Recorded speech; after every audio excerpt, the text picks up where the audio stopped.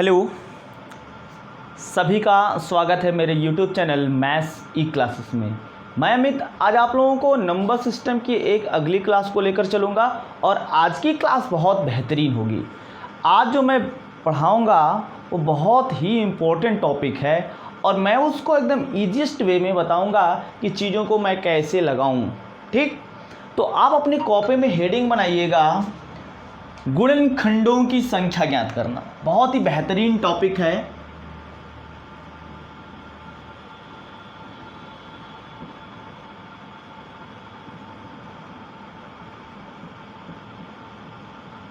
गुणनखंडों की संख्या ज्ञात करना।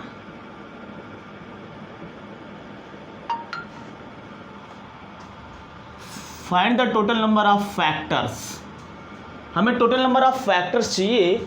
अब वो कैसे निकला जाएगा, चीज़ें कैसे आएंगी, तो चलिए हम उसको बताते हैं। पहले तो आपको बेसिक तरीके से बताऊंगा, फिर शॉर्टकट तरीके से बताऊंगा। तो आप लोग ज़्यादा से ज़्यादा लोगों को शेयर कर दीजिए। जो लोग हमारे चैनल पर नए हैं चैनल को सब्सक्राइब कर देंगे। ठीक, तो आज का मेरा सवाल ये है, क्वेश्चन अपनी कॉपी में लिखिएगा। पहला क्वेश्चन है कि 100 के सभी गुणनखंडों की संख्या ज्ञात कीजिए।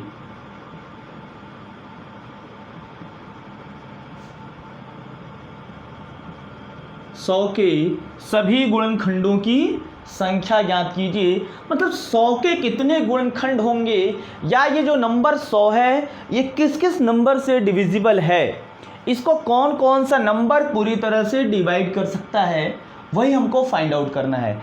अब देखो, पहला तो मैं बताऊंगा आपको बेसिक। पहले मैं बताता हूं बेसिक कि हम इसके कितने गुणनखंड निकाल सकते हैं। तो मैं बोलूँगा कि जो नंबर 100 है, अब ये किससे किससे डिवाइड होगा। तो आप बोलोगे ये 1 से होगा, 2 से होगा, 4 से होगा, 5 से होगा, 10 से होगा, 20 से होगा, 25 से होगा, 50 से होगा, खुद 100 से होगा। मैंने क्या बोला कि 100 जो है 1 से होगा, 2 से होगा, 4 से होगा, 5 से होगा, 10 से होगा, 20 से, 25, 50, 100 से। मैंने इसको काउंट किया तो 1 2 3 4 5 6 7 8 9 इसके टोटल फैक्टर्स आए कितने, 9। यानी मेरा जो आंसर हो जाएगा वो हो जाएगा 9। लेकिन आपके मन में कहीं ना कहीं एक सवाल ये होगा कि मान लो कि ये नंबर बड़ा होगा, तो अब मैं इसको कैसे सॉल्व करूँगा। तो भाई अगर नंबर बड़ा होता है तो उसके लिए भी तरीका है कैसे। चलिए देखते हैं कि अगर नंबर बड़ा होगा तो कैसे सॉल्व करेंगे, और इसी का शॉर्टकट बताता हूँ, इसी का शॉर्ट मेथड बताता हूँ। और आप लोग भाई ज़्यादा से ज़्यादा लोगों को शेयर कर दीजिए, और जो लोग हमारे चैनल पर नए हैं उस चैनल को सब्सक्राइब कर दीजिए। सबको कसम है उनका, समझ लीजिएगा। अगर जो चैनल पर है देख रहा है, अगर वो सब्सक्राइब और शेयर नहीं किया तो कसम है उनका। अब उनका मतलब आप समझते हैं। देखो, मैं बोलूँगा कि इसका जो शॉर्ट है, इसका जो शॉर्ट ट्रिक है वो क्या है। ठीक, इसका जो शॉर्ट ट्रिक है तो कहा जाता है भाई ये जो नंबर जो भी देगा उस नंबर का प्राइम फैक्टराइजेशन कर देना। क्या कर देंगे, प्राइम फैक्टराइजेशन। प्राइम फैक्टराइजेशन क्या होता है, अभाज्य गुणनखंड। ठीक, अभाज्य गुणनखंड में करोगे तो आपको शायद ये मेथड पता है कि 100 को ये 2 से 3 से, जैसे आप बचपन में सीखे हैं वैसे करिए। ये आएगा आपका 50, ये 2 से फिर कटेगा 25 आएगा, 5 से कटेगा तो 5, और ये 5 से कटेगा तो 1। ये देखो 2 का कितनी बार गुणा, 2 का 2 बार। इसको लिख सकते हो 2 पावर 2 मल्टीप्लाइड बाई 5 का कितनी बार है, ये भी 2 बार है, तो कहोगे 5 पावर 2। क्लियर। मैंने इसका किया प्राइम फैक्टराइजेशन। अब कहा जाता है कि गुणनखंडों की संख्या बराबर, गुणनखंडों की संख्या बराबर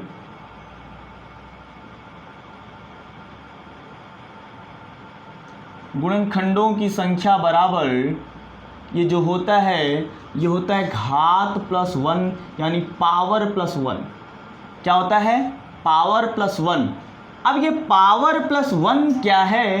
तो आप कहोगे कि सॉल्यूशन में आप बोलोगे गुणनखंडों की संख्या बराबर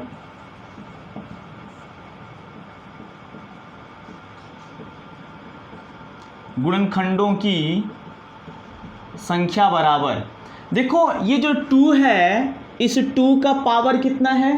तो 2 का पावर 2 है लिखा, इसका पावर 2 था और 1 फार्मूले से ऐड किया इनटू।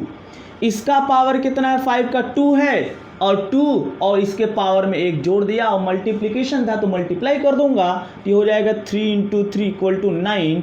इसके पहले आपने बेसिक लगाया था तो 9 ही आंसर आया था। क्या आया था? 9 ही आंसर आया था। अब आपको आइडिया लग गया होगा कि भाई चीज़ें कहाँ से आईं और कैसे इसको हम हैंडल करेंगे।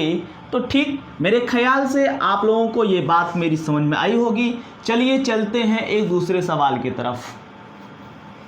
दूसरा सवाल क्या है? लिखना 360 के 360, 360 के सभी गुणनखंडों की संख्या बताइए। 360 के सभी गुणनखंडों की संख्या बताइए। चलिए फटाफट आंसर करिए, कमेंट सेक्शन में आंसर करिए, लाइव चैट में भी आप लोग आंसर करिए। तब तक मैं इसको फार्मूला यहां लिखता हूं इसका। कहोगे गुणनखंडों की संख्या बराबर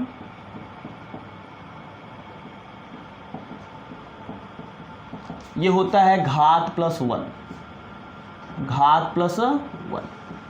क्लियर? ये मैं फार्मूला ऊपर लिख देता हूं जिससे हमें बार बार लिखना ना पड़े। ठीक, अब देखो आप बोलोगे कि ये जो मेरा क्वेश्चन है, क्वेश्चन नंबर 2 है, ये गुणनखंडों की संख्या निकालने के लिए सबसे पहले मैं इसका प्राइम फैक्टराइजेशन करूंगा। तो आप देखो कुछ लोग हैं जल्दी बता रहे हैं, ठीक है भाई अच्छी बात है, लेकिन कुछ ऐसे भी लोग हमसे जुड़े हैं जिनको नहीं आता, उनको भी मैं सिखा देता हूं। अब 1 2 बार 3 बार बेसिक बता देता हूं, इसके बाद डायरेक्ट बताऊंगा।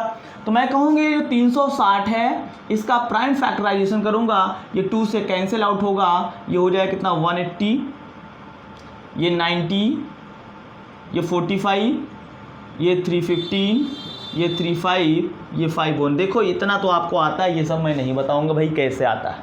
इसको लिखा कि 2 कितने टाइम आ रहा है? 3 टाइम।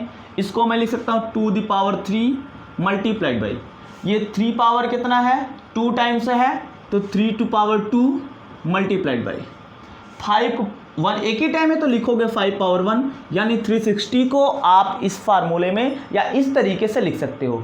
अब कहोगे आप कि गुणनखंडों की संख्या बराबर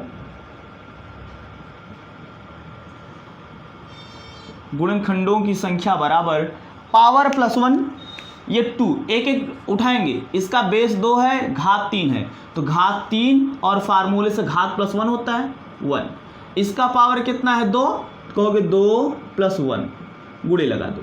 इसका पावर कितना है? 1, तो कहोगे 1 और फार्मूले से 1, तो ये हो जाएगा 4, ये हो जाएगा 3, ये हो जाएगा 2, ये हो जाएगा 4 3 12 2 24, यानी 360 के कुल कितने गुणनखंड होंगे? 360 के कुल 24 गुणनखंड होंगे। 360 के कुल 24 गुणनखंड होंगे। क्लियर? अगला क्वेश्चन लिखना 512 के कुल गुणनखंडों की संख्या बताइए। 512 के कुल गुणनखंडों की संख्या बताइए।